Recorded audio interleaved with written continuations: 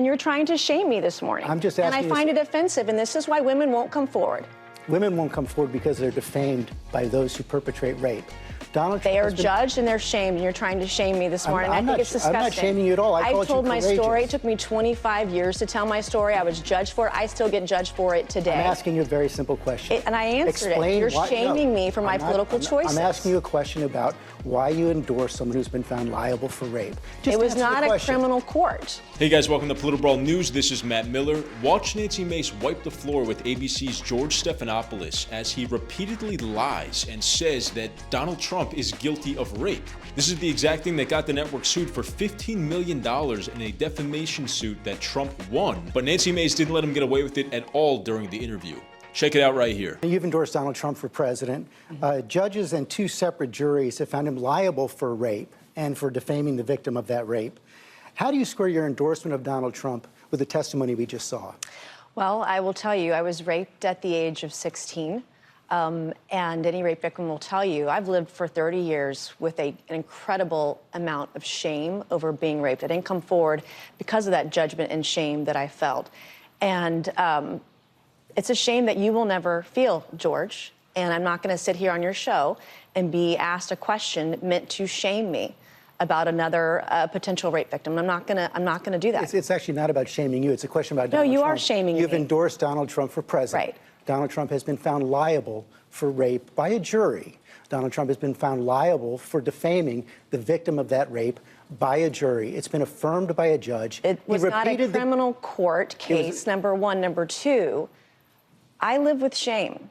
And you're asking me a question about my political choices, trying to shame me as a rape victim, and I find it disgusting. And quite frankly, E. Jean Carroll's comments when she did get the judgment, joking about what she was going to buy, it makes it harder for women to come forward when they make a mockery out of rape, when they joke about it. Doesn't it make it harder for women to come forward when they are defamed by It makes it harder when other women candidates? joke about it, and she's joked about it. I find it offensive.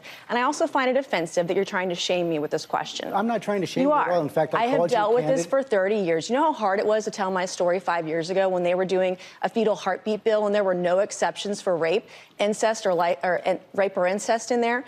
I had to tell my story because no other woman was coming forward. No rape victims were represented. And you're trying to shame me this morning. I'm just asking. And I find it offensive, and this is why women won't come forward.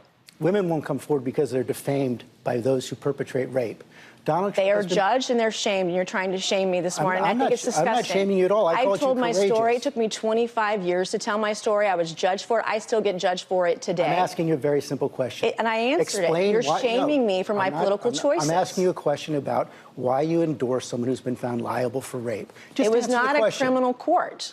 This was a civil court. It was a civil court. And by the way, she joked about the judgment and what she was going to do with all that money, and I find that offensive. I'm asking you about the man But as a rape victim who's been shamed for years now because of her rape, you're trying to shame me again by asking me this political question. You've repeated that again and again and again. I think it's offensive. As a woman, I find it offensive. There's a reason why women don't come forward. And when you have someone who says that they're raped and they make a mockery out of this civil court judgment, it's offensive to other women. It makes it harder for other women to come forward when another woman has made a mockery of it. You said women don't come forward because they are afraid. They are afraid because they're defamed and shamed, by those like you're trying to shame me this morning. They are afraid to come forward, as you said, because they are defamed by those who commit the rape. That's what Donald Trump has been found guilty of doing. He defended himself over that and denies that it ever happened, but he was not found guilty in a criminal court of law. It was a civil judgment over sexual abuse. So is that the distinction you're making? A civil judgment is okay, but a criminal judgment is not? This is different, and they didn't even input all of the evidence into the civil case either, because some of the information she provided wasn't even accurate or correct.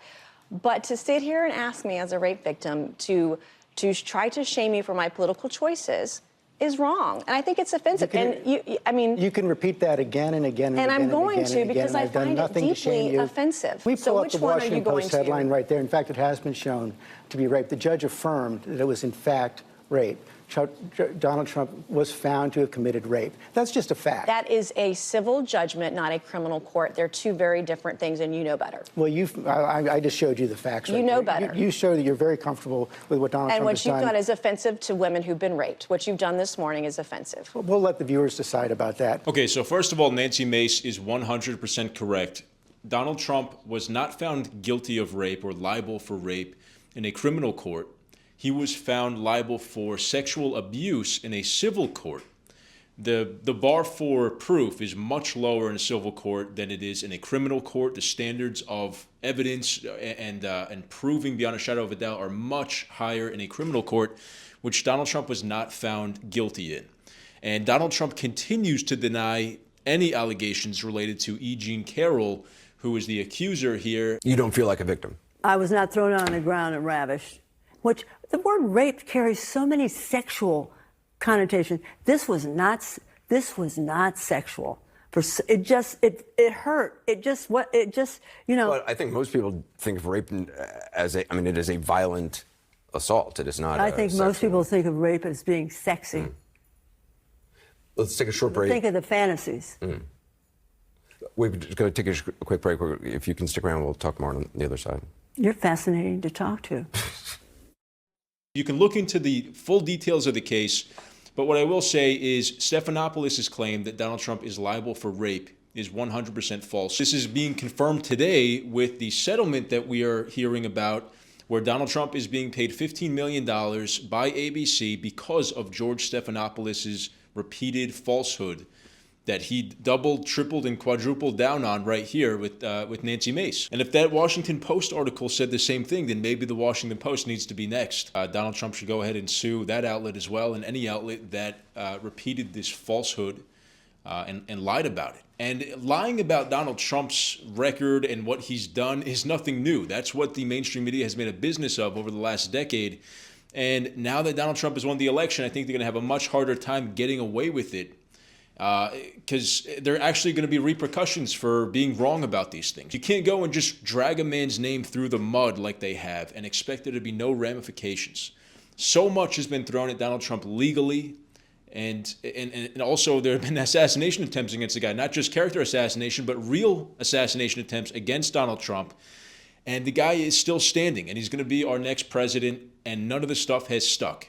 Going all the way back to Hillary Clinton and the Russia collusion hoax, the justice system has been weaponized against him. The intelligence agencies, the CIA, the FBI, all of our agencies have been weaponized against Donald Trump. They've been politicized to try to take down somebody who is antithetical to the uniparty's agenda. I think it's clear that that all stops today.